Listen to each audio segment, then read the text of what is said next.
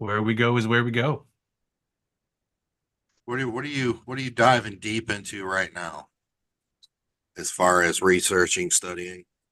Um, the focus of what I'm doing these days, half and half with the on real estates, talking about sentient locations and how that can affect a haunting. The fact that certain locations are imbued with a basic sense of awareness that is outside of spirit. I did not catch that, so I'll ask you again. I'm sorry.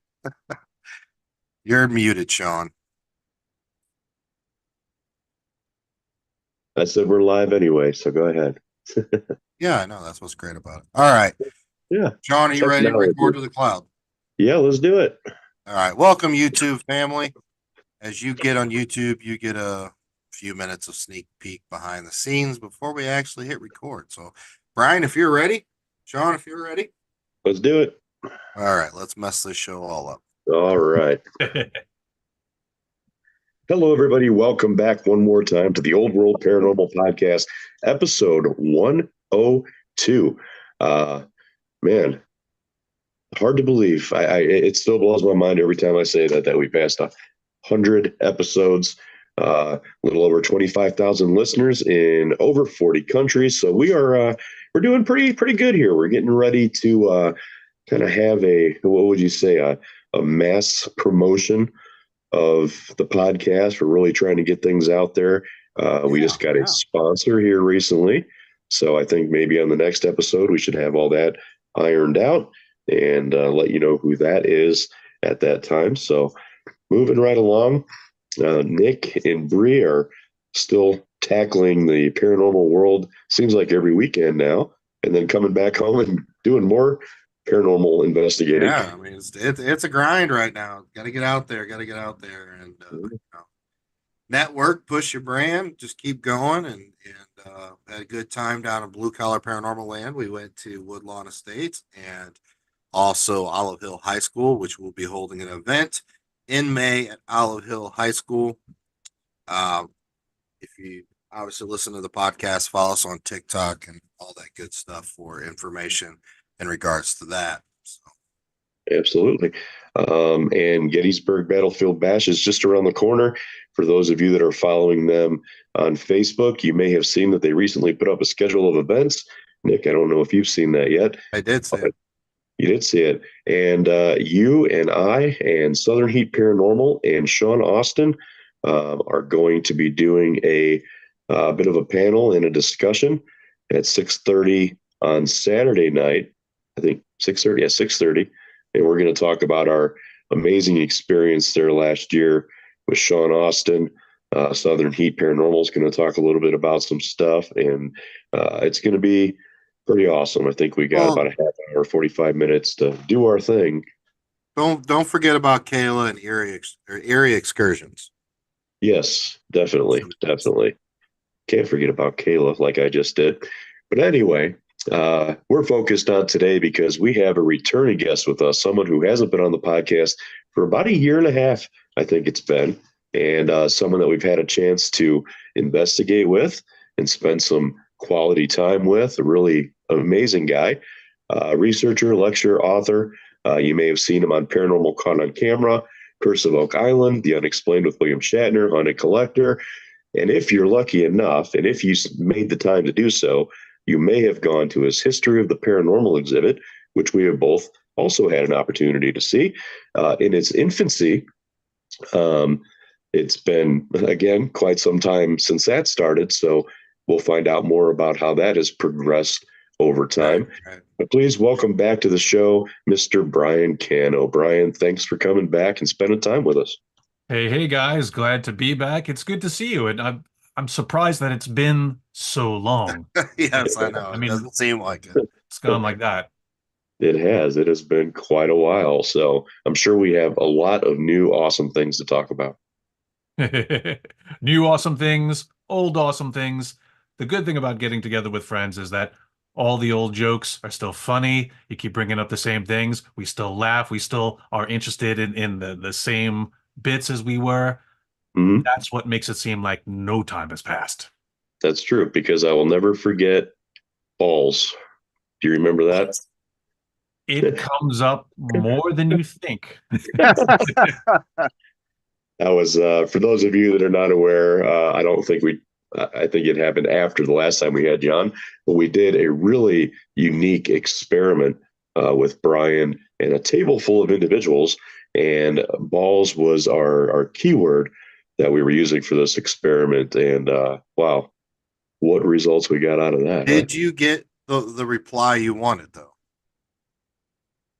I think we did because when it come and you're referring to the psychic projection experiments, Yeah. and Yep. this is Yep. where I feel that it's not the explanation for EVP, but it is an additional explanation as to Right. why we're getting voices on our recording devices. And overdoing this for probably about a decade now, I've found that the experiment works when it's something visceral, typically funny inside joke, something that the Right. group has laughed about or shared in the moment during their time. And the reason I say humor is if it's something sad or just very basic, like I'll always ask people, okay, guys, what's the word going to be? What are we going to project?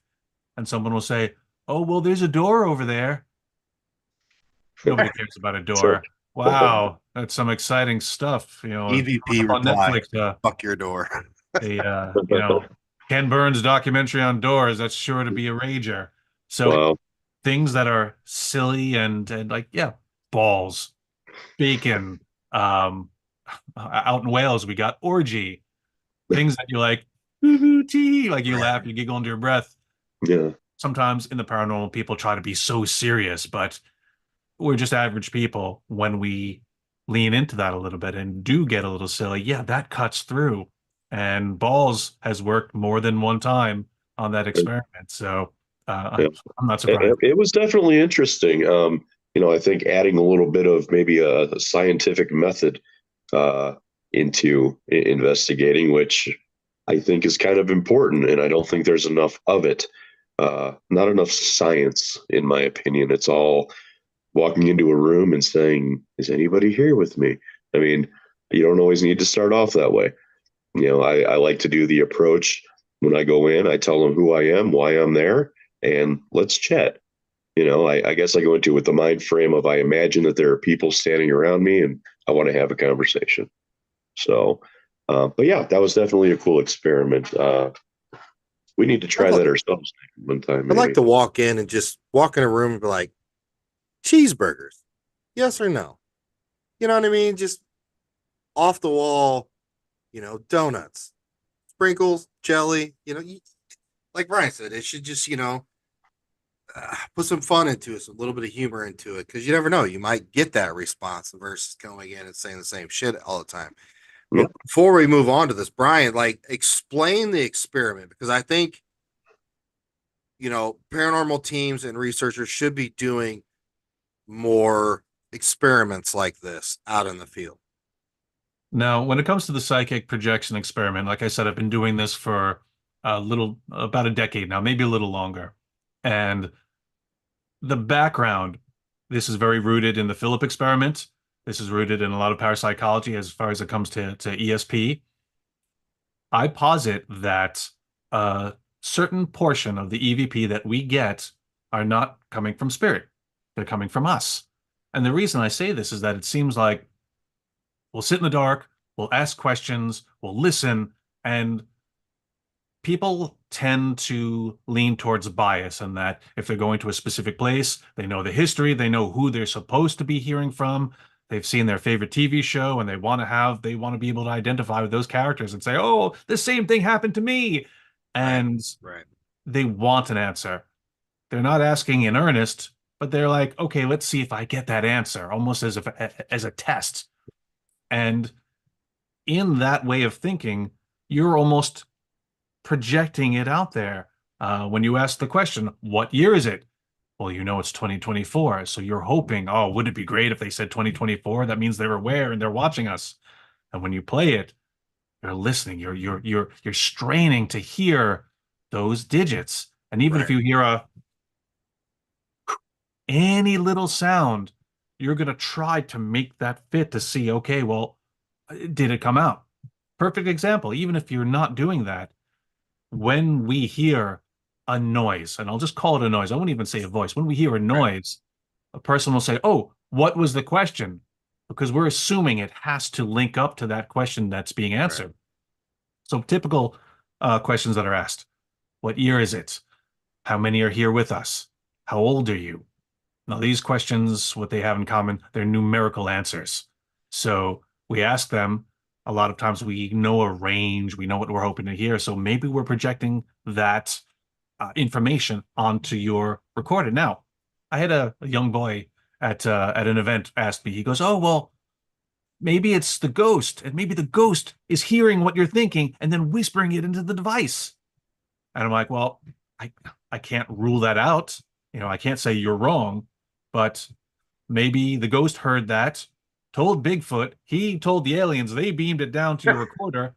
Sure, anything's possible, but Occam's razor says most likely it's the simplest explanation that is the right answer. So as far as that, I'm like, so I always, how do I break this down in a short question here? So we talk about researchers and investigators going into a location, and it's almost about their intentions. Okay, so you have some people that dabble into dark stuff and are looking for that dark stuff, and it seems like, okay, are they actually getting that, or is that's what they want? Then you have the other mindset where you have a group of people that are just going in to have a good time, want a good interaction and this or that, and they feel like they've got that interaction and they feel good about it. So in a sense is, are we manifesting our own haunting that we want in a location? Are we manifesting what we want to hear through a digital audio recorder and etc.? You know, it begs to think where maybe that is more of the reason why we're not getting definite replies. Like, you know, you go in there like, okay, what happened to you? You know, and it just says died. It didn't say, uh, Frank from down the street stabbed me in the back 55th time or 55 times. You know, we're It's a not lot of getting a long times. response, you know. So I don't know. What do you think? Do you think it's on the kind of on the same wavelength here? Well, I mean, as human beings, we're constantly trying to interpret information coming in, our senses, our feelings, our emotions, everything. I mean, a perfect example of this in the modern age, text someone and different people looking at the same string of words will take it differently. And, you know, we say there's no tone over text, but sometimes the people are like, oh my God, I can't believe he said that to me. I'm gonna. Meanwhile, it was a very innocent text. There was nothing angry about it. But depending on your mood, depending on your mental state, depending on what you're expecting to find, yeah, I wouldn't say we're necessarily manifesting it, but we're definitely uh, seeing it through the lens of our own perspective. And this is where it's hard. I mean, I tell people to leave your feelings at the door, to leave just the facts, ma'am. But then at Yeah, the same time, to connect with spirit, you need your emotions, you need your soul, you need all the things that make you you to even play the game. right, So it's a catch 22. Like, be analytical, but don't be a robot. But you've got to ignore certain things, but oh, you have to open up. You know, I call this the water in the glass situation. And the example I use, I always give the classic example of a glass of water. Is it half full or half empty? And I'll get people's responses. And the optimist will say it's half full. Pessimist will say it's half empty. Alcoholics will say, well, you can always put vodka in it. It'll be great. On an investigation, it's very much like that water in the glass. You'll hear a noise or you'll hear something on the recorder. Some people will go, it's a demon. Others will say, oh, that's definitely a woman. Oh, oh yeah, she's welcome us here. Oh, it's old lady Fletcher. the reality of it, we don't know what's coming across or what was heard, but what we can all agree on is that we heard something. Correct. Something happened. That is the facts, and that's the truth. And in the paranormal, we're not looking for evidence, we're looking for truth.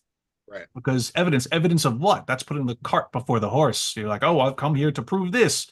Well, that means you're believing in it, and you're going to try to steer everything that occurs to support your presupposition. Do you think we're limited, us, living beings, by our five senses, and that's why we can't comprehend the other side? We are three-dimensional beings living in a greater world. So yes, we are limited 100%. Nail on the head there. It's another classic example. I've heard Neil deGrasse Tyson talk about what if a three-dimensional being were to interact with two-dimensional beings. All right, they're on a flat plane. We enter there, they would see whatever portion of our bodies is on that flat plane. We could lean down and say, "Hey guys, how you doing down there?" They would hear us. They'd be like, where's that coming from? It's not left, it's not right, it's not forward, because they only have those two dimensions, but it's coming from somewhere. That's like us. We go into a place, we feel something, we hear something, we can't quite see it, and we're wondering, are our eyes not good enough? Why aren't our devices working? Well, there's something coming from higher dimensions that we can't quite perceive, and we're not supposed to. But there Right. are ways that we can interact, and in our way, we're we're doing our best to discover these universal secrets in as limited a way we can. But I think a lot of it does come down to, and again, it's the least scientific thing, but a lot of it comes down to belief. Yeah. Yeah. Real quick here, Nick, L&M Paranormal's watching. They said hello. Chelsea Gill is watching, Hey, and she said, love Brian's events, educational, informative, and always a great time. it is like a history of the paranormal reunion right here. Chelsea's It I'm been, is, telling you, isn't it it? really is. yeah. It really is. Cool, cool, cool. Actually, she has a question for you here, Brian. All right, so we got the first question of this episode here from Chelsea Gill. It says, Brian, have you ever been to a location where there's a possibility of mythological creatures? Odd question, but I've seen more people lately post about creatures, not just afterlife per se. That's a good That is a question. good question. I Yeah. like that. When it comes to creatures and cryptids and cryptozoology, that's the area of the paranormal that I am admittedly weakest in. I know the least. When we get our lists of videos to watch for paranormal caught on camera, it's ghosts and spirits, UFOs, cryptids, and then other, and it's always way down the Right. list. Um, 2 years ago, in the summer of 22, I found myself on the shores of Loch Ness, and I was just coming off of a tour of Wales, and the very next week I had an event in Nottingham to go to, so I had to kill time. I had to kill a week in England. Oh no! Oh Oh, poor no! Oh my Brian. God! Such a horrible life. Right. And I said, you know what I'm going to do? I'm just going to rent a car and I'm going to wander. And everyone out there is like, you can't do that. I'm like, why not? They're like, oh, it's far. I'm like, do you know how big the United States is? Yeah. We get in the car and we go everywhere. I mean, Nick, I don't have to tell you that. Your girlfriend's dragging you from state to state to state. Hope you're getting miles. You hope you're getting some credit card miles for this. But yeah, Right. it's what we do. And from London to Loch Ness is 10 hours. That's nothing. That's Right. like from me to Cincinnati. Easy. But Right. there's something different and there's something mystical about those British roads because time really is different. And I'm driving along thinking, wow, this is beautiful. I'm enjoying this. I'm listening to the tunes. I'm wandering the UK. I must have been on the road for like 2 hours now. Let's see what time it is. 20 minutes had passed. Uh, so I finally get up to Loch Ness. And this is unfortunately the way I scheduled things. I wanted to stop in at the SPR library in London, but you have to make an appointment. Oh. They weren't getting back to me, so I just assumed, oh, I guess this is not going to happen. All right, I'm free to go up to Loch Ness. This was Monday. I start my journey. I get about Manchester. I get the email saying, "Oh, your visit's been approved for Wednesday morning, uh, bright and early." I said, "Ah."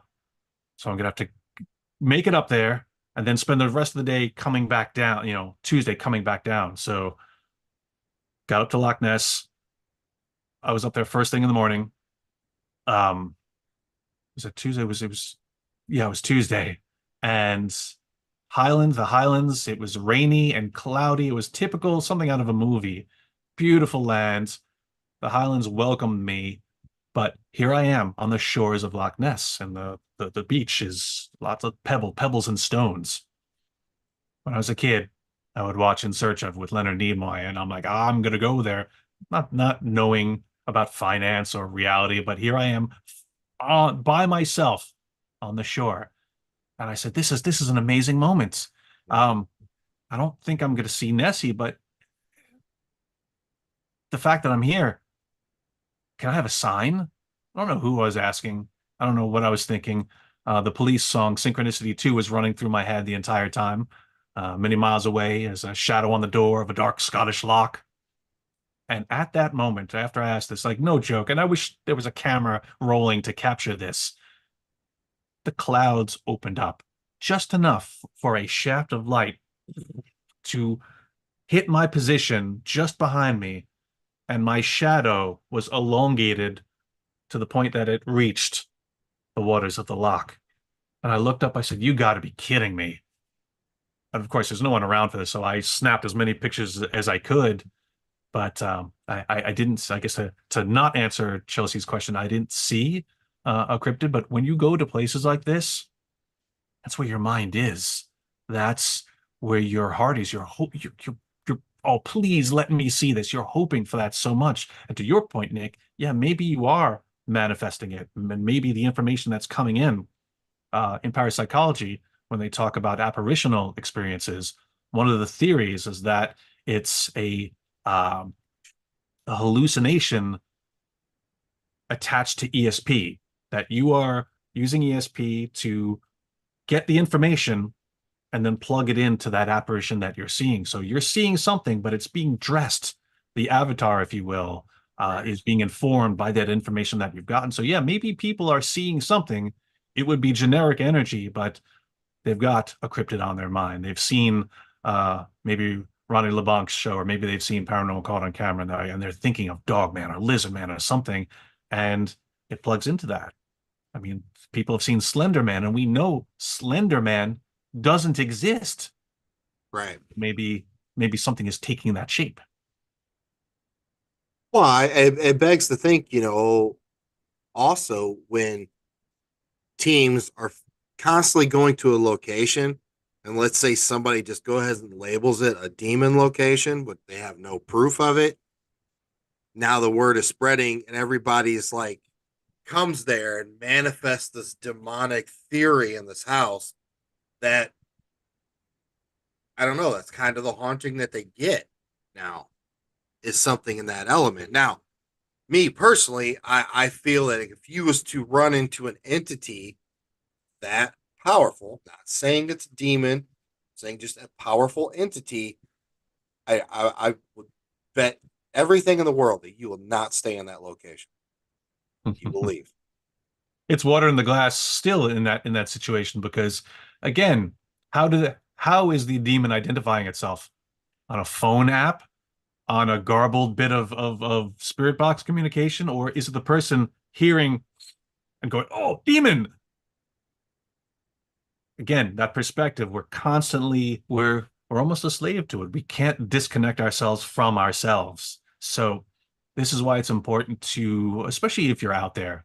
Um, there's conventions, there's smaller events, there's actual cases, and then there's the guerrilla run and gun stuff that we've all done. You have to know what you're doing and why you're doing it. Uh, I've seen out there on social media people griping about the field, and it's Sean, this is semantics. You're not in the field. I'm barely in the field. Like the people griping, "Oh, the field is a mess." Well, the people they're complaining about are not in the field. right. In the paranormal, we can all be enthusiasts. Yes, we're all excited about the topic. The general uh, makeup of the population are tourists. And that's not meant to be derogatory. It's like, okay, yeah, you know what? It gets people to haunted locations. It gets tours done. People can see, learn about history, learn about things. We need tourism. That's important. But those people are not in the field. So them going to a Friday night hunt, jumping and getting scared at everything, and then going home, Correct. Correct. okay. Yep. People like you and I, we can't be mad at them that they're not taking it seriously because they're not supposed to. That's not why they're here. Then you have your investigators. Put on the black shirt, logo, get the team, spend a lot of your own time, your own money going and exploring and researching, doing this stuff. But a lot of these people, it's more of a social thing because it's cool to have people who share your interest and we're going to do fun things and going on road trips and yeah, there's a lot of fun involved, but nobody is advancing theory. Nobody is trying to get down to the bottom of why this is happening.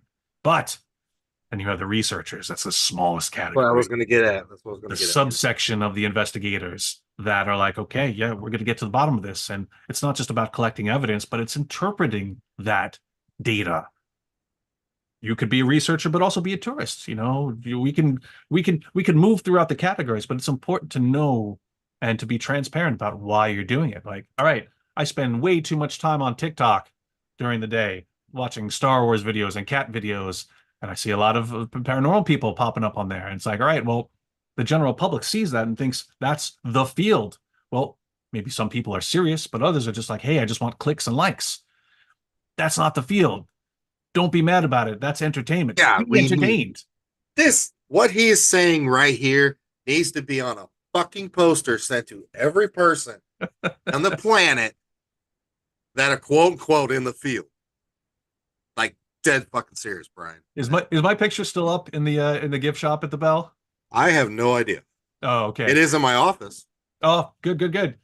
And it was just funny. I was a little embarrassed because of the humility that it was the bigger. It was like so huge. I'm like, oh, I didn't realize it would be this big. But that's because I'm like yelling these things. Like, come on, guys, we have to get on this page. And there's nothing wrong with any of the interests. Like if you're a tourist, cool, awesome. Yeah, we need you guys. Get in here. If you're an investigator, awesome. You're putting a lot of your time in. If you're a researcher, cool, man. Don't harsh their buzz, but at the same time, we can all learn things from each other. Well, I Chelsea mean, Gill says all of this. let's break this down. So Brian he is 100% correct. You know, what he's saying is being a tourist is your group that you think you're in the paranormal field are paying to go play at a location for the weekend. You're not doing anything. There's no outcome for you. I don't care if you go there as a film production crew, anything. There's nothing for you there other than to pay to have a good time, to investigate. Okay. Now, you have, teams that are a little step above that kind of try to help people in like residential cases and stuff. But then that's still its own category. You're not there yet. Next up, you have your location owners. These are business people. The paranormal is a business. You're paying them to go play in their location. It's all about the money. Stop getting mad at people when you hear that money, it said it's going to preserve their building, and I'm mad not going back because all the money is not going to preserve it. Stop it. It's a business. Just fucking stop it. Look, then you get to the next category, and you have your quote unquote Paris celebs. They're on TV. They're entertaining.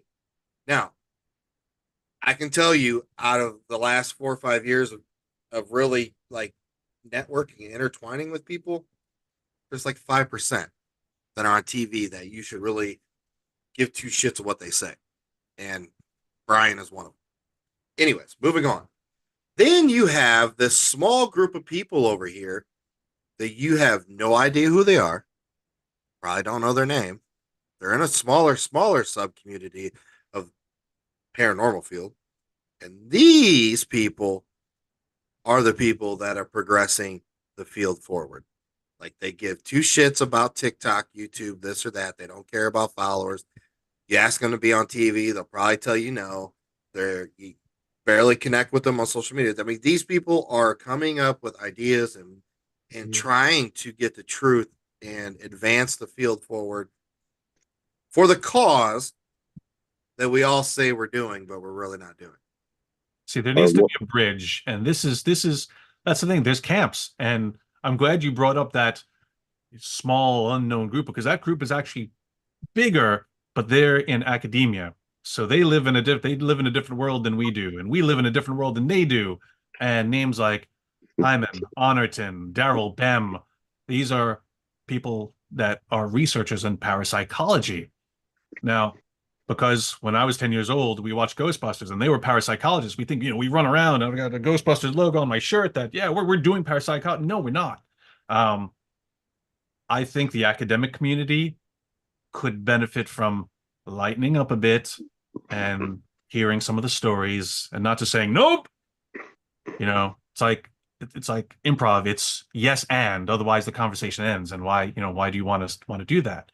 Now, the entertainment community, the enthusiasts who we've just been talking about, would do well to learn from the academics to say, hey, is there a better way to do this? Can I do something that is less a waste of my time that maybe will get me, even if I don't care about enacting theory, but maybe I will have a greater experience because I'm not wasting my time with something that is just clearly made up for TV.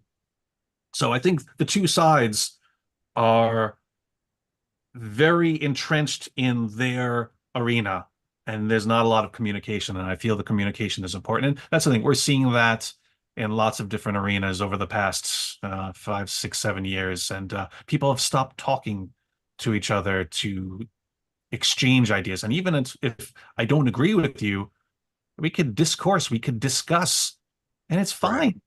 You know, social media, while it connects us, it also sometimes becomes an echo chamber. So I think we have some ways to go. Yeah, I mean, definitely on our social media, it's getting more and more divided, unfortunately. Go ahead, Sean. I was gonna say our wonderful friends Leah and Mike over at L&M Paranormal. They said I think that's why residential cases are so important. You are helping people, but you are also researching, interpreting, and investigating all at the same time, which OWPS knows all too well about the residential investigating, how important that is. Chelsea Gill said, I've learned to smile and tilt my head. I should have poured myself a drink for this. So, I respectfully, I think there still needs to be, I mean, that's beyond the moral and ethical implication. I'm talking about academics and enthusiasts learning from each other, but whichever side you're on, there still is an ethical component. Um, you can watch your favorite ghost hunting show and form a team and genuinely want to help people and do everything for the right reasons, but you probably shouldn't be because who made you qualified to do this? When you go into someone's home, you Right. guys know this is a really important thing. You mess up, you go home, but then they have to deal with the Right. ramifications of Right. whatever was done. So I don't think we should be learning or researching during cases. Almost like a doctor shouldn't be trying something out when they're operating on us. It's like, oh, um, Yeah, well, I think that's it a kind good of act. comes. I think it kind of comes along, not as purposefully trying to do those things, but I think it all just happens naturally. When you're going to do a residential investigation, those things come with it. So you're not going to someone's house to investigate per se. You're going to look into the issues that are happening, and the other things are going to come along with that. The interpreting, the investigating, the research, that all kind of comes along with it in a bundle. Well, oh, let's that's just wisdom. That's just being alive and being a human on this planet. And I don't have to worry about you guys, but I know groups who do, they'll just right. go in. Mm-hmm. It's essentially it's cosplay. They're Yeah. mimicking what they see on TV. Yeah. That's not Yeah. enough. You can't also you cannot just go in. Yeah, we'll come investigate your home and like you said, do your thing and leave. like if you're gonna sign up for it, like sign up to help them.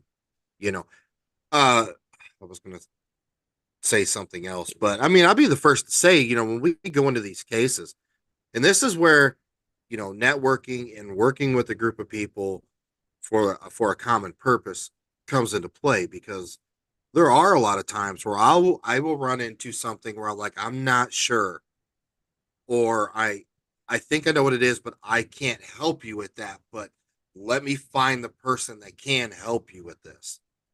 You know, and there's so much that goes that plays into it, and I love getting those calls. I love getting those calls. I love sometimes being the go-between. Like, all right, I don't know about that, but I know who I could, connect you to. Here, here's his email. Here's her phone number. Um, it's funny that Chelsea popped on. I can't count the number of people I've been like, oh, you need a site? Go. Here's her right, website. right. Um, for people that you've vetted, um, it's an important thing too, because like, yeah, yeah, it's like like in the mafia, it's like, oh, you vouch for this guy? All right, okay, I'm taking on your word. In addition to ethically handling things the right way for yourself, you are defined by the people you surround yourself with. But Chelsea also made a good point here too. She says many people listen to respond rather than listen to understand, which is a big part of the problem in today's world collectively.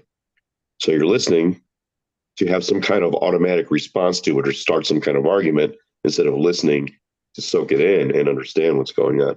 I'm They're glad she's wait out making some great points. they're waiting for their turn to speak. So it's like Mm-hmm. I'm just waiting. Oh, now I get to talk instead of Yep. saying, oh, yeah, I hear what you're saying. Okay.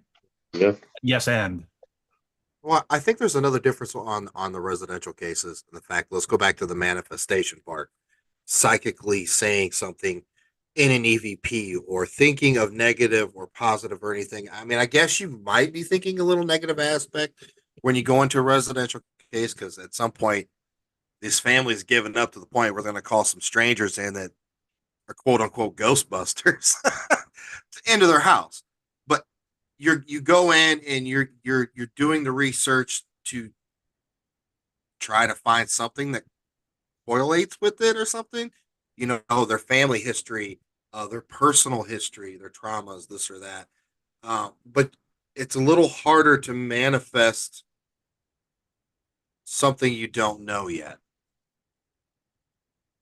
I've found that when it comes to people reaching out to me for help on a residential case, 9 times out of 10, I never need to leave my office.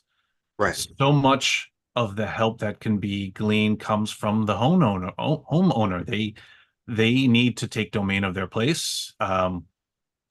Maybe it's a misdiagnosis. Maybe they just watch too much TV. Or maybe it's Halloween and there was an Omen marathon on. And there's so many different reasons that people can feel that there's activity in their home. And it's not always a team coming in to verify it that is the answer. And that's the thing. When you go in, it's kind of a last resort. Like we've tried everything else. We've taken your advice. I don't know what else to do. And even then, what will a group of strangers coming in your house prove? If they want help, that help is comes from, I mean, there's so many different disciplines, sociology, psychology.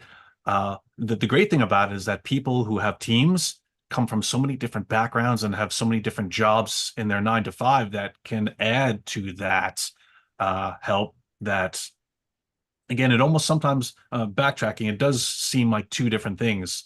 Like, yeah, they're going in because they need field experience. There's not a lot of help that's going on when a team rolls in with their cameras and their gadgets. Typically, it'll come after when you talk to them and say, well, all right, this is what we found. You might want to try this. Oh, we researched something about the land. Oh, did you know about that? And when you're all figuring that out together, that's where maybe some help can really come in. Yeah, I mean, to us, it's more about empowering the homeowners to take their home back. Exactly. You're empowering them, Yes, we to you are. do it themselves. We think about it. We are not going to force this ghost or spirit or whatever you think it is out of your house. Doesn't care what we think. We don't live there. It's not their place. It's not. we can go in there 3 nights in a row and it chooses not to talk. Nothing you can do about it. But I do feel, and I've learned this by trial and error. Unfortunately, I don't want to investigate your house. I don't want to get to that point. If I can take a phone interview or an interview in person, get it to that level, and if I already think I know that direction and I can get them that help, investigating is almost irresponsible. You're doing it for your own pleasure, Exactly. not for the homeowners. So Exactly. It's akin to the going to a doctor. He doesn't examine you or know what you're doing, but he prescribes you something. It's like, oh, that's don't you want to look at me? Don't you want to take a blood sample? Don't you want to go through the motions before you get to that? right. And we see the same kind of epidemic in the paranormal, and that's and again, it comes from a lot of just well-intentioned people who don't know any better, see the TV shows and go, "Oh, this is how I help. This is how it's done," because there aren't a lot of avenues for them to find out the right way. Or even when they are out there, like we run events and we do things saying, "Hey, we'll show you." They see it as entertainment, and they choose not to follow that because again, it's more fun to get the guys together and hey, let's do this. Websites are important, social media is important, but it's a phase we all go through. I went through it, and that's the thing. The caveat here is, it's often sounds like I'm coming down hard on the black shirts. I was black shirt. Half my wardrobe is black shirts. I get it. I was there, but because I was, and I'm on the other side of it now, I look back and go, guys, you're wasting your time. I can help you skip over the things that don't matter, that weren't important, because I wasted all my time doing the things that weren't important. And if, if I can help a couple of people skip those steps, we could all rise together faster and sooner. You look at it like when you have a kid and they're a teenager and you're trying to get them not to do what you did with a teenager, but they kind of have to live and learn. It's Yeah. kind of the same thing because I can't dog them because I was there. Hmm. And the more you get into it, the more you study, more you read books, more you research, you meet people like yourself, Brian.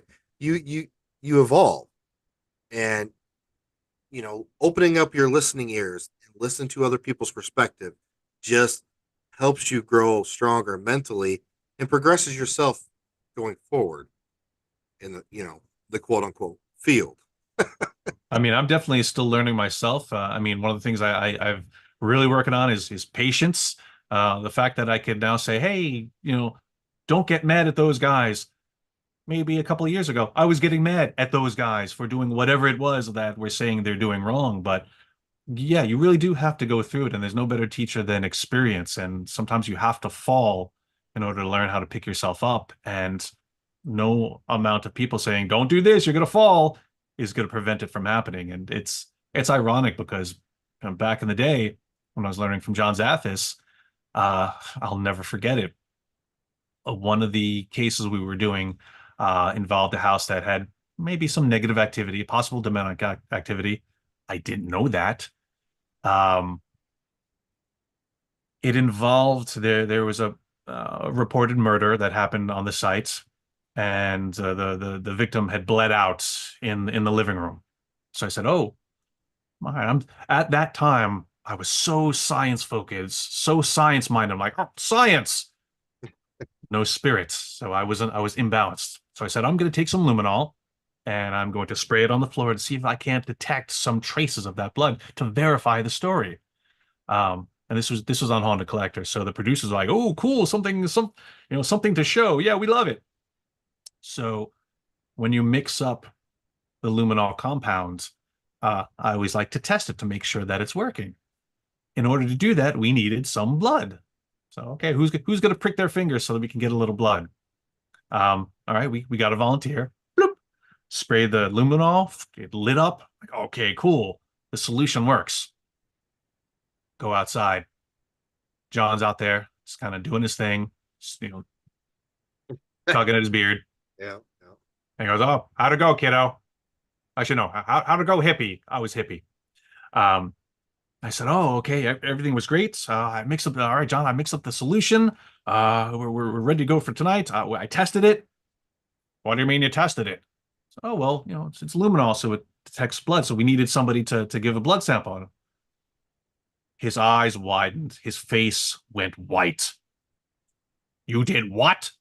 I said, "Oh, I, we tested luminol. We got a little prick of blood. You did a bloodletting on a property with demonic activity? Like, wait, what?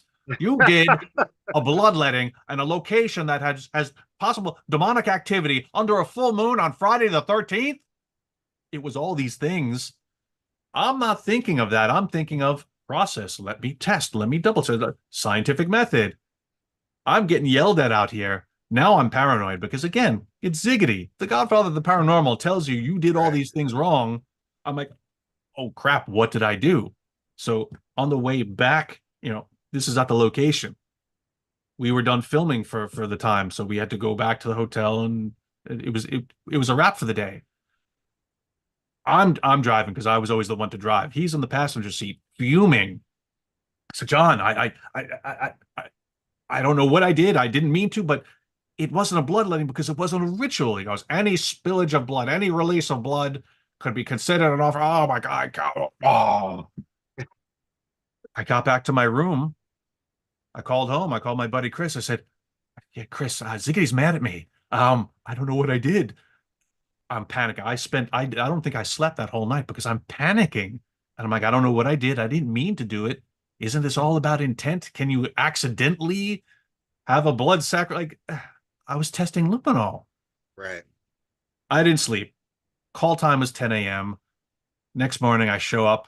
We gather. We get to the van. I'm sheepishly going up to John. I'm like, "Morning, John. Oh, hey, Happy. How's it going?" As if nothing happened. And I said, okay. Like, am I being punked here? Like, what's the deal? What's going on? Is everything okay? Yeah, I made a few phone calls. Everything's fine. He made a few phone calls. Now, my take on this, and I even wrote about this in my book. John Zaffis is a brilliant man. He's got a lot of experience. He's got a lot that he can show you, and you can learn a lot from him. But he is not a good teacher because he didn't tell me. Oh, by the way, in this demonic location, oh, pay attention to the moon. Oh, and it's Friday the 13th. Oh, you got lumino. Don't spill no blood. I can't know these things if I'm not told. Right. I don't know everything, so I needed that guidance. So his method of teaching is I'm going to let you fall down, and then when you get up, he'll go, "What'd you learn?" And I Yeah, mean that sounds like him. Yeah, that's for sure. one way to do it. And I love him, but at that time I was pissed. I was like, "Oh, come on, man!" Like I need this guidance, and that's the thing. I think because of experiences like that, I want to be there proactively for people to say, "Okay, don't do this, and be careful of that." But to your point, people ignore me and they do it anyway. So, what leads me to I guess this next segment I want to talk about is the television aspect now has drifted more towards streaming platforms, social media, stuff like that. Now, before I dive into it, Sean here has a TV show he wants to pitch to you. All right, let's hear it. All right. So, and keep in mind that this idea that I'm going to pitch you, I have. So keep that in mind. Yeah. All right. So you got a team, 5 investigators. Why 5? I don't know. It just sounds like a good number. This team travels around the country, goes to all these different locations to do investigating at these well-known places. There's a dog, isn't there, in a van? There could be. Um, all 5 investigators have Tourette's syndrome. Wow. Like a physical spirit box. They're just gonna spit out whatever comes. It's going. The whole episode is going to be shit. Buck. Can you imagine the chaos that would create? Looking back at your evidence, it's going to take you 18 hours to go I would through I would watch that audio. show. and filter out. You I'm would. telling you, You I would watch would. that, that show. See, that it's is a great fucked idea. up. It's fucked up idea. And it's like, oh, that's so wrong. But I think everybody would tune in. That's Yeah, amazing. Like they're like walking, talking spirit boxes. Just I guess yeah. whatever neurologically is in play there. I mean, and that's the thing. On a serious note, so much of the historical reportings of things. You say you saw a ghost, you got thrown in a lunatic asylum. You may have been misdiagnosed with something. You might have been medicated. How many people ended up in asylums that were genuinely having some experiences, but were told you're crazy? On the flip side of this, maybe that imperfection or whatever is going on neurologically uh, with people, maybe in some way that could tap into something that the rest of us are closed off to because again we're shielded to it. Um, who knows? I mean, it's funny, but it also raises an eyebrow, like, huh, Yeah. maybe there's something to it.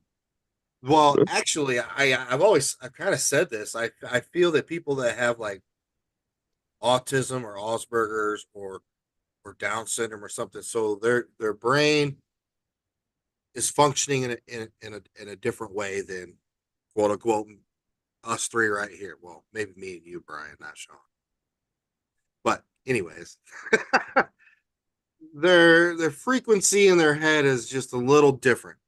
I always say, you know, their brains wired different. Their function is quicker, it's faster.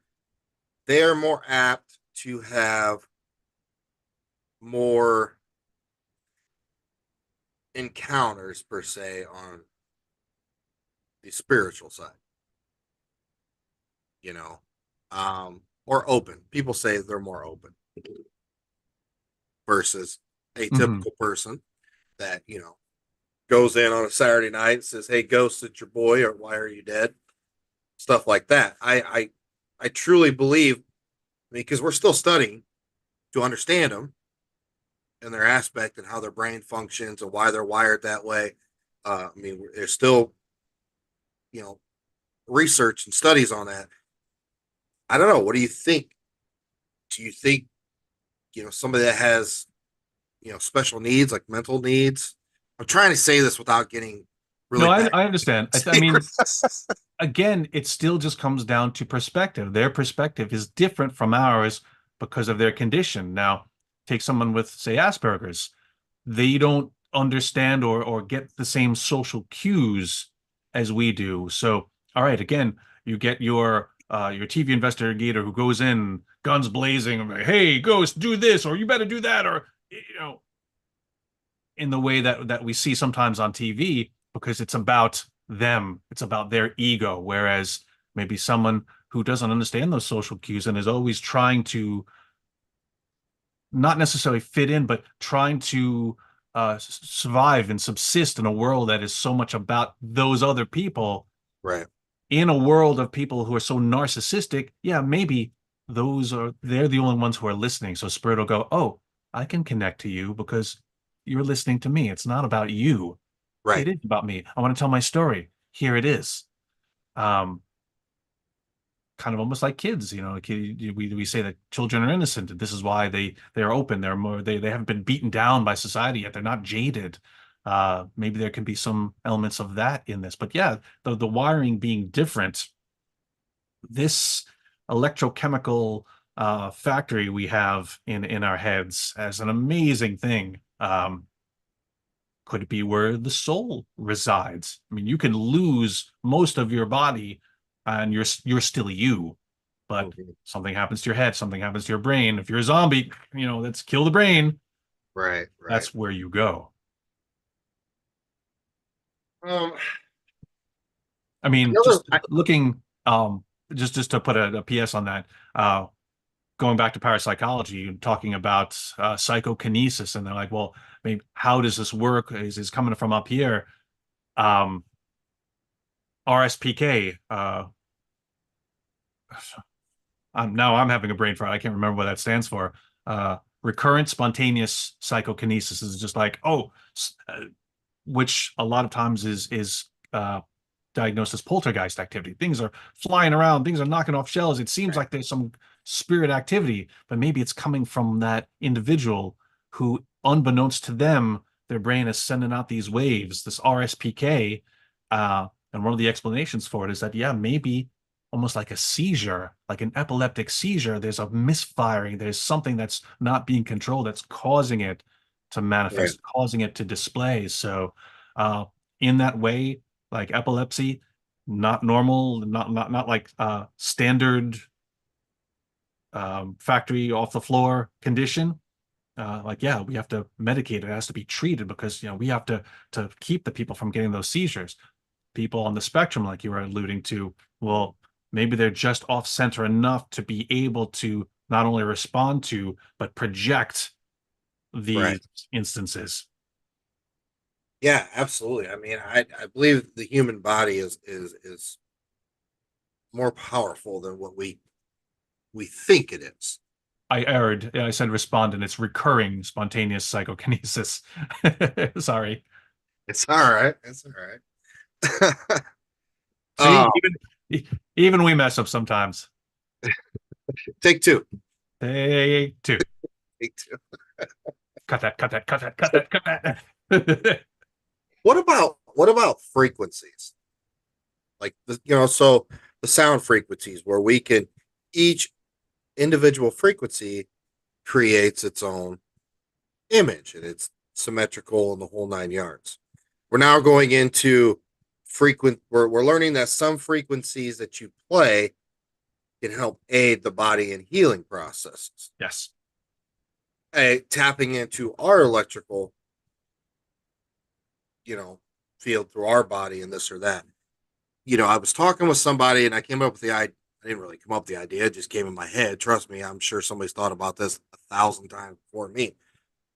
What if we're looking at it all wrong on the communication factor between us and whatever dimension, fourth, fifth, sixth, seventh, whatever dimension that we think these spiritual plane or spirits are on? What if it is just more we have to learn more about these frequencies? Because I often talked on the podcast here about our five senses and what we do and how our brain, like pareidolia, we look at a spot, our brain has to make that image. We have to make it into something. Our brain has to do it. Okay. Um, shit, I lost my train of thought again.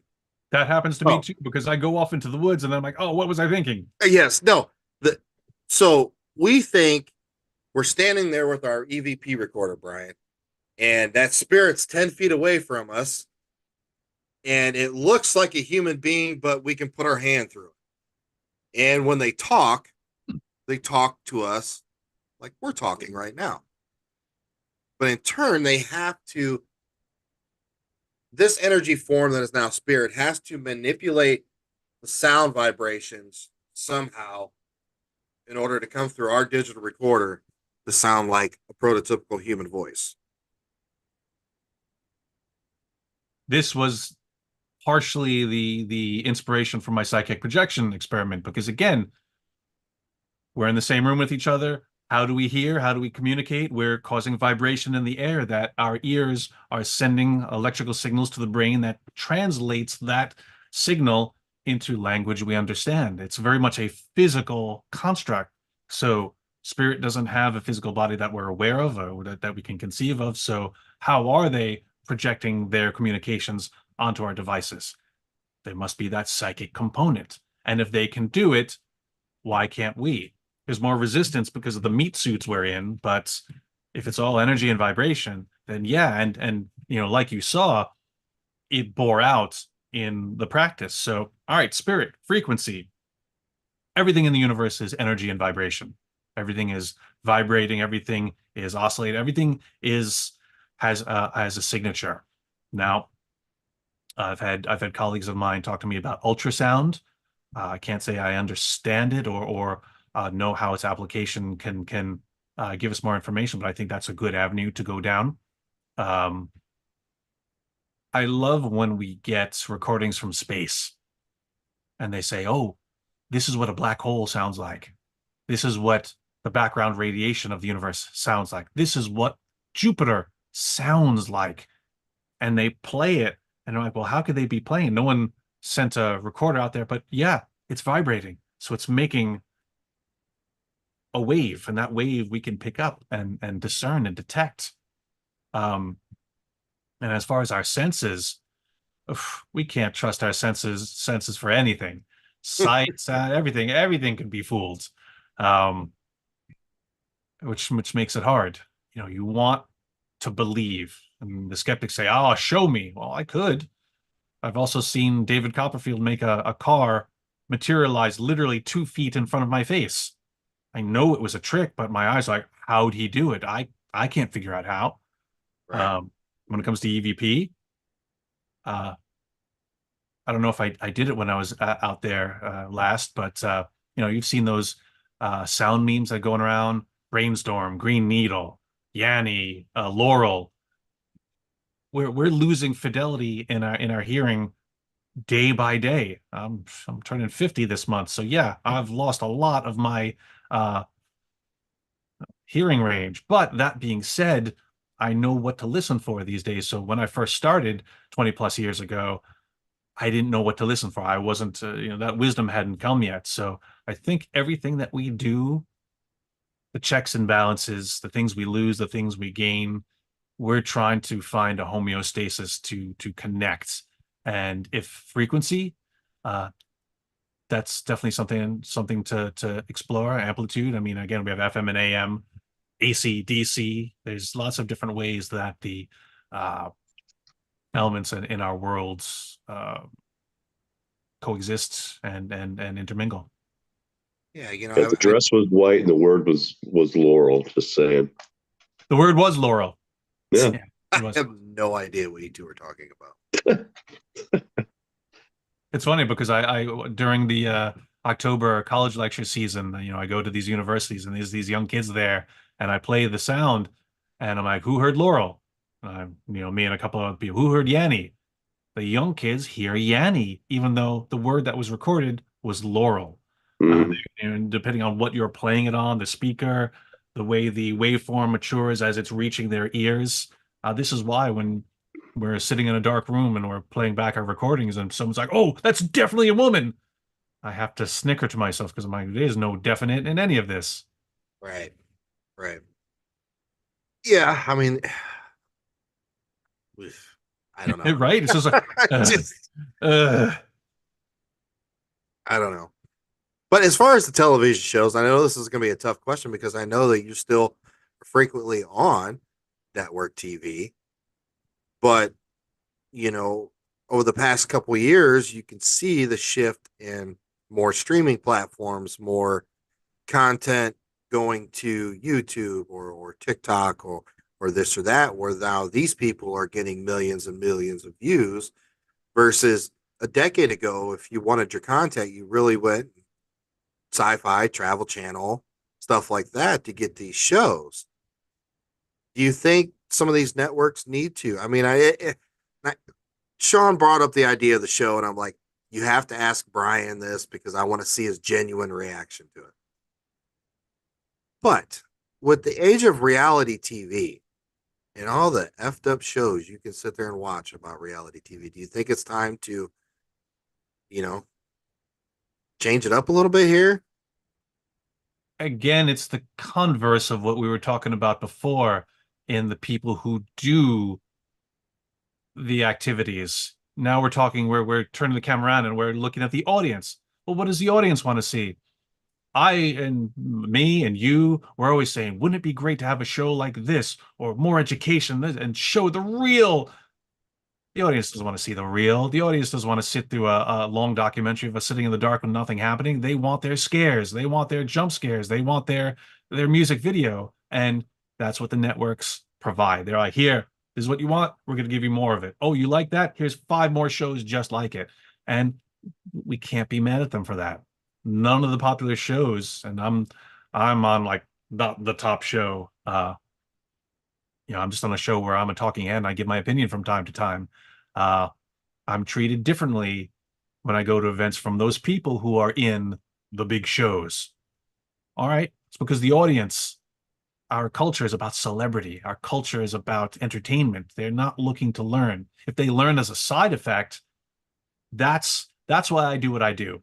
I try to entertain and sneak the learning in so that, oops, surprise, you learn something. Um, you saw it in my exhibit. I tried to make it as fun as possible. Because God, there's so much I wanted to tell the people, so much I wanted to show them that they could leave with, but they weren't interested in that per se. You know, you have to seek it. So I started back on cable access. I started before YouTube existed. Man, did I start at the wrong time. Um, but I applaud people who go and do, even if it's not for research, even if it's not for anything that's other than just entertainment or, hey, fam, don't forget to hit subscribe and like, and oh, thanks for the heart and thanks for the, like, you're doing something. You're adding. Right. You're not just sitting on the couch and criticizing. And for that, I could say, yeah, people, whatever the reason you're doing it for, awesome. Keep doing, keep creating. If it's on YouTube, awesome. If it's on TikTok, cool. You pitch a show to a network, prepare for a fight. They're gonna change your pure idea until it resembles nothing, and then they're gonna stick Jack Osborne on it anyway. Right. But yeah, No, just people have to do. Just that's how we learn. Because even the people who stumble on something that's good, I mean, for paranormal caught on camera, I will say I've evolved and my patience has gotten better because if you watch the show, you will notice I'm very seldomly on the first segment because the first segment is always the YouTubers who are doing the 30-minute challenge or doing something for scares and bro, dude, bro. And pins and needles, needles and pins. It's happy man that grins. Like it aggravates me, but we just got renewed for season 7. I taped for the first 2 episodes last week, and I watched those first segment bro dude videos, and I said, you know what they're doing? I can't get mad at them because well, back when I was doing scared, maybe we did things that weren't exactly scientific, but maybe in time they'll be where you and I are at and having a discussion about, well, how can we make this better? I made a mistake. Now what am I going to do? right. Well, I often tour the whole Paracon scene, so I'm out at all these conventions, and you look around, and I said I had a conversation with Sean Austin about this a couple weeks ago. We were sitting there eating dinner, and I said, when we were at Mid Michigan, I said you had a couple gentlemen on the one side, these big posters of them, blah blah blah on 28 Days Haunted, and this or that, and I get to know these cats, and I'm like, they didn't really do anything before the show. How they got on the show, I don't know. Anyways, but show, and I even told them flat out, listen, 28 Days Haunted sucked. It's horrible. I couldn't even get through the first 15 minutes, first episode. Sucked. Anyways, so I'm talking to Sean, and Sean's on the other side, and Sean is just sitting there at a table. He's got some of his books, got some portraits or some 8x10s, blah blah blah. But it's Sean Austin. I'm like, he's been on this, he's been on that. And I was talking to him. I said, does it bother you that? And I'm going to send the same question to you, Brian, because does it bother you that you've spent all this time, you have a plethora of knowledge in that ginormous brain of yours here, but some of these guys that just walk in, they don't know shit about the paranormal, but they know how to show somebody a good time and flashy things and this or that, and now they're, yes, in the grand scheme of things, it is good. It's all good. Gets people talking, gets people involved, gets people going out and buying tickets. It gets this or that. Because without people buying tickets, there is nothing. Right? But does it irk you?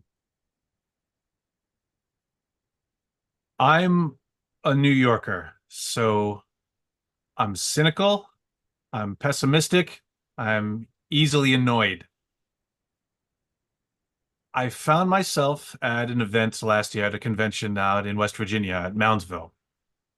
And unfortunately, my flight had got canceled. I drove all night to get there, so my luggage didn't make it. The airline lost my luggage for a while, so I had no clothes and no merch.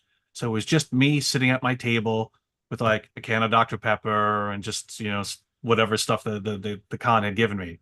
So I was kind of incognito. That being said, I've been on TV for a while. I've done this, that, and the other thing. I can't necessarily say you should recognize me because I'm still just a regular Joe.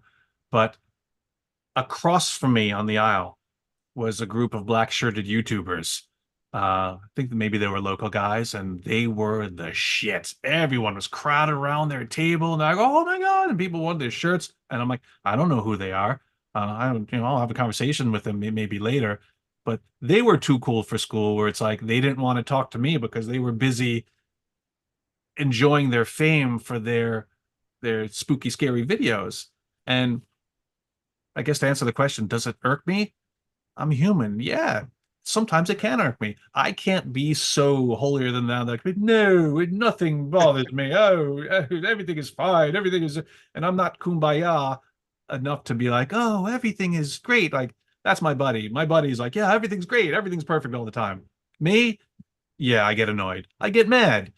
I get impatient. That's my journey. That's me working on myself. And I've learned that you can't compare yourselves to others in that way.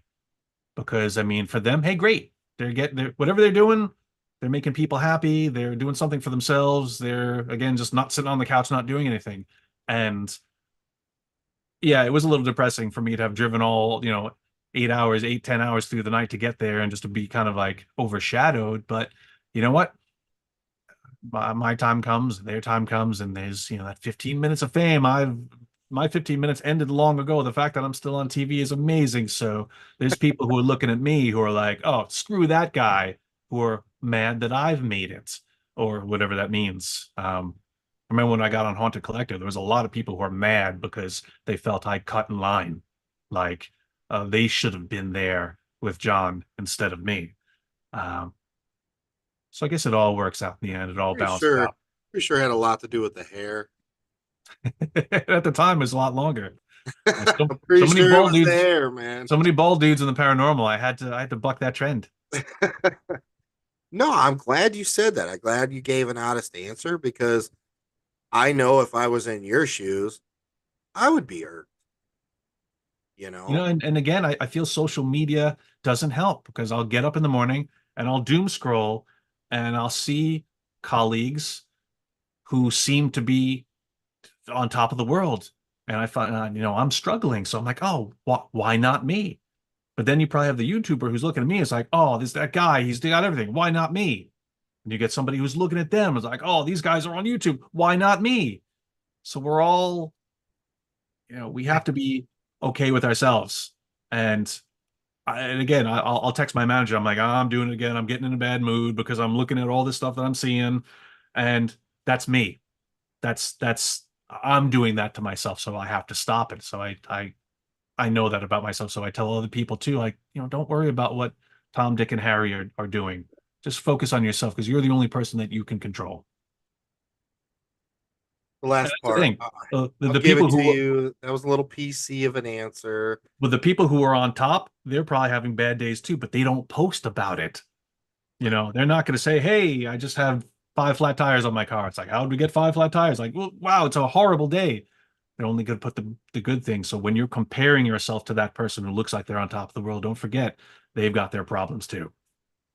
Oh yeah, I mean definitely. I mean, I definitely understood that and learned that with the bell, meeting a lot of people like yourself. You're just normal human beings trying to make their way through the You were world. very standoffish when we first got there. I think we had to win you over. You were, It a was. little I, icy. I'm going to tell you when I had the the video chat with you and Linda when you wanted to see the space, and it was early in the morning, and you were like, I'm here. And I made a joke. I said, "Do you need some coffee?" And you gave me this look like, "Shut the fuck up. Let's get this over with." And I'm like, "Damn. All right." So I'm expecting this New York asshole to walk through the door at the bell. But obviously, come to find out, you're just complete opposite of that. I don't see how you live in New York, but no, I enjoyed the time. The history of the paranormal, it blew me away. That is something that I think everybody should partake in. It was such a good weekend. We had a good time. It was and what was great too, and again, just from what we said just now, we had preconceived notions because I think there was miscommunication coming in, but we talked it out and everything was great from there. Like again, we're talking now, years later, Right. just having this dialogue. More people need to do that. And again, we could have each stayed in our separate corners, assumed what we would about the other party, and never found out what how much we have in common. What Right. great partnerships came out of this. It's all about just having a discussion, having a conversation, and I'm glad we did because you're right. That was a fantastic weekend. And it's the same way with spirit too. Like, yeah, you go into those preconceived notions and just you want to get out what you were expecting, you're gonna miss out on what you can discover along the way. And yeah, yeah. It's man, what a weekend. Side note: new Ghostbusters is coming out. I have been trying so I failed yesterday. I've been trying hard to stay away from previews because they show too much. And that second trailer, I avoided until yesterday. I'm like, oh, and I watched it. I'm like, I'm so excited, but I've seen too much already. I want to be surprised in the theater. I don't know. They're pulling out all the stops for the theaters. You can see that you can get the little Slimer popcorn buckets and a bunch of other little stuff. So They've got the I think for The AMC ghost trap. theaters, the trap. Yeah. Yes. I got the Ecto one for the last time, but this time I'm gonna have to hustle to get that trap. Yeah. yep, yep. Well, Brian, I know you're all over the place, and I know you've been doing a lot of lecturing. What do you have going on, buddy? Right now I'm working on my on real estate theory about sentient locations. I've got a couple events coming up in the next few months at White Hill Mansion in Fieldsboro, New Jersey. I'll be Faithful doing place. a few appearances. This 2024 is actually kind of light. Um, I'm choosing carefully, so I'm not going to be out there as much as I have been in recent years. History of the Paranormal is on hiatus currently because I think we hit a wall trying to go out west, and it's expensive. It's not easy to put on that event. So I'm trying to do it smart. But to find out what I'm doing and where I'm doing it, my website neverstopsearching.com is always a good place to go. I'm focusing a lot on my Patreon page, patreon.com/Brian J. Cano, where I have an apprenticeship program where again, people who want to learn I'm here to teach for whatever I can, whatever I do know. I'm trying to pass as much on as I can. So I'm doing that and just open to whatever adventures are placed in front of me. I don't know. Maybe we'll have to make a trip out to the East Coast and see our good friend Brian, Sean. Yeah, yeah. Yeah, that'd be pretty awesome. And if I'm not mistaken, Brian, didn't you say that you are not that far from the Ghostbusters firehouse?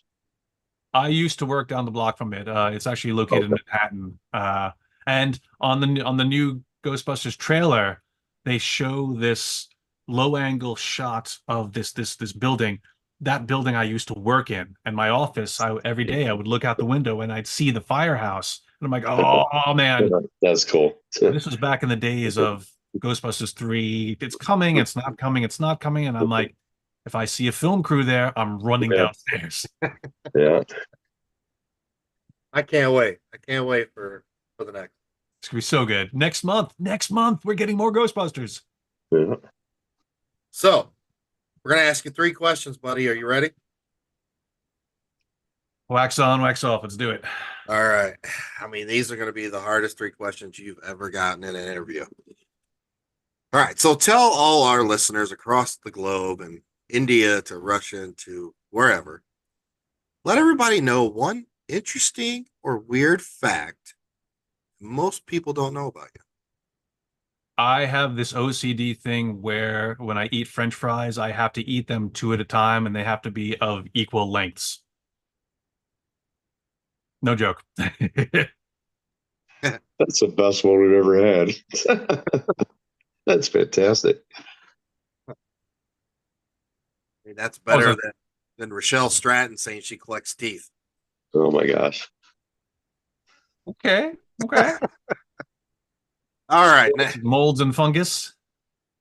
So us idiot black shirt guys that go out and have fun on the weekends, we are really quirky about our food and our dinner beforehand. A lot of us like to eat Mexican food, like myself, which is not a good idea because I have flatulence already. Um, yeah, talk about demons. Anyways, but a lot of people like certain drinks and certain snacks while they investigate. What's Brian Cano's drinks and snacks? It's never on an official rider, but a lot of event organizers know to have my Dr. Pepper at the ready when I show up. And snacks, I eat junk food, so pretty much the Frito-Lay roster, all the O's, Doritos, Cheetos, Fritos, combos, all the O's. All the Edos. My manager, Linda, she's always like, I got the O's. All right, we're ready to go. We I will miss say Linda. though, you mentioned the black shirts. One of the things I wanted to do if I ever had like a brick and mortar place for the exhibit where like this is where it lives now, I would love to have a room, and I've got dozens, if not hundreds, of black shirts that groups have given me. And I keep them all. Like, if they cared enough to give, like, hey, you're one of us now, I keep it, and I would love to have them all on display. Just a room filled with Oh, that'd be black cool. shirts. That would be cool. And especially because just like life, people form a group and then that group breaks up into two groups and those groups don't get along. So then they make subgroups and subgroups and subgroups. The black shirts are endless and I have so many of them. It's funny because it's true. It is. All right, Brian. Now, this, I don't know. This might be a difficult question for you. So, you have one night, it's one investigation. You are only allowed to take three items to investigate with. What are you taking? Would depend on where I am. If I'm investigating Atlantis, I think a scuba gear would be on the money, but at the White House, I don't think I would need that wetsuit. But if Let's we're talking assume we about blindfold you and take you to a random location, but we tell you you can only take three things with you before we leave. So you Oh, don't know where you're that's a going. good I'm one. getting thrown in a van and Yep. Yep. kidnapped. If it's paranormal related, and we're not talking about survival or food or anything like that, my audio recorder would be number one. Um, Maybe my pendulum is standard gear for me these days, and some EMF type detector, be it a millimeter, my Gauss master. It wouldn't be a K2. Something data oriented. What kind of digital recorder? I've always been fine with anything by Olympus, like over the counter, stuff you can get at Walmart. I've had success with just simple gadgets. My H4 Zoom, you can hear a mouse fart 5 blocks away with it, but I've very rarely gotten EVP off of it. I'm not a sound snob in that way. I'm an EVP snob, but not an audio snob.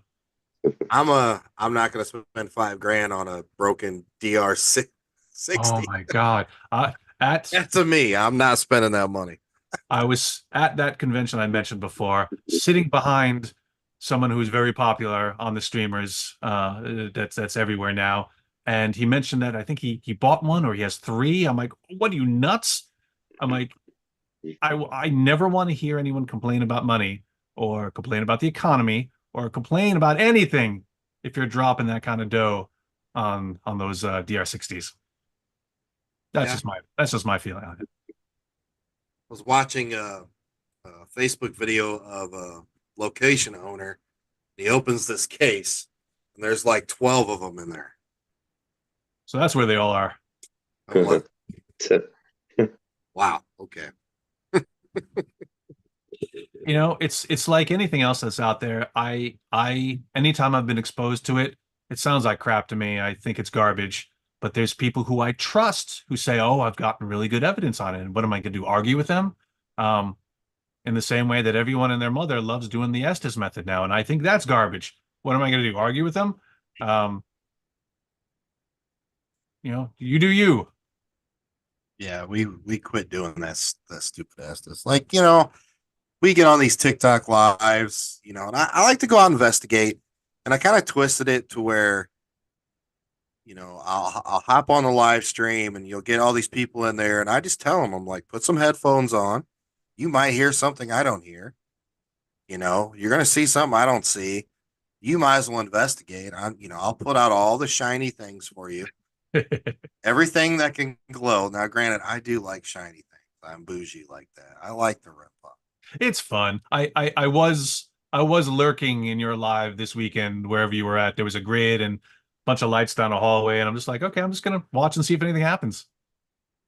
Yeah, I mean, there's no outcome for me.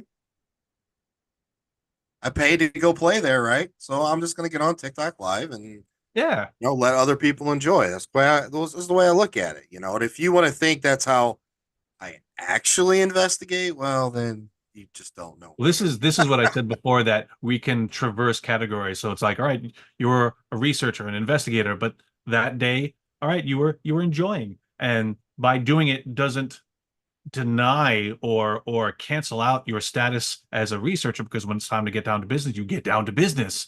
But right. when you hop on TikTok, okay, that's what you're there for. We could be many things. We contain multitudes, like Walt Whitman said, but at the same time, we don't always do it simultaneously. Right. Brother, you're always a plethora of knowledge. We love hanging out with you. I He seriously doesn't hope even we know can how to see you spell soon. that word, but I probably could not. That. Brian knows that. I'm not a very smart person, yeah. Are but you my heart's sure big. that you All have a right. plethora? Because I would hate to think that I had a plethora and you do not have a plethora. There you go. All I know is my life forever changed one day in a small Mexican restaurant. I found that picture Oh, the other day, dude. Did you?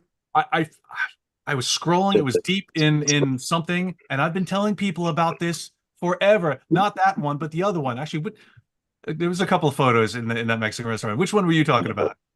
The the one where Last you Supper. you directed the Last Supper. It That was was so something. That was a great word. elegant. Total chef's kiss. That was great. I wish I had a high res version of a copy of that. I do not. Um, the one I was talking about was all right. If you were facing the Last Supper, if you did a 180 and turned around and looked towards the bar area, and in Don Cheadle's, I feel like every Mexican restaurant usually lets somebody's cousin do the artwork because it's usually, they did their best. There's a painting of two men at a bar near the bar. The two men are very excited about something because they both have their arms in Oh the air yeah. as if they're cheering at something. But there's also something else at Salute. The person, it could have been unfortunate shading, but they both seem to have hard-ons, big erections in the same way as they're cheering. I don't know why this was a detail that needed to be. I'm just trying to have an enchilada, man. I don't need to. Uh, There's your enchilada. And I found that picture the other day, and I did was you? beginning to think I imagined it, but I found the photographic proof. That was definitely a fun afternoon. I think I enjoyed most was watching the waitresses freak out as we're doing this whole display of the Last Supper. Ay, Dios mío. Oh no. That was Yeah, a Brian, great picture. I would love to stay in touch. I don't know, come up with something, get together, do something. We'll figure it out. So, We'll find 4 more people with Tourette syndrome, and we'll start filming this show. I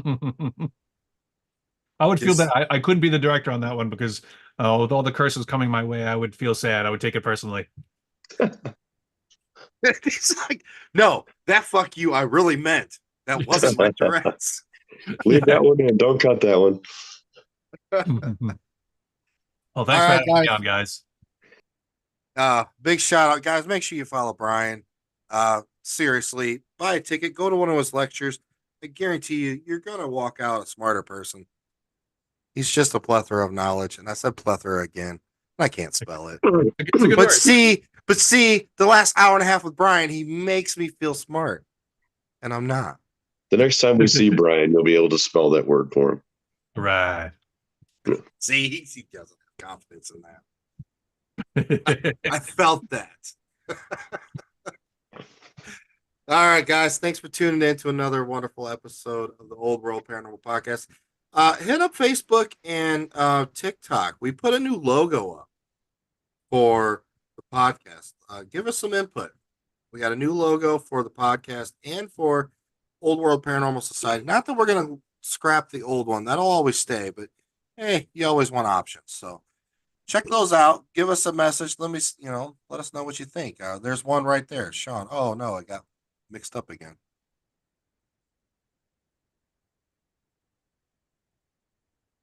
All right. Anyways, we took up enough of Brian's time. We are out of here. All right, guys. I'll talk to you soon. See you, Brian.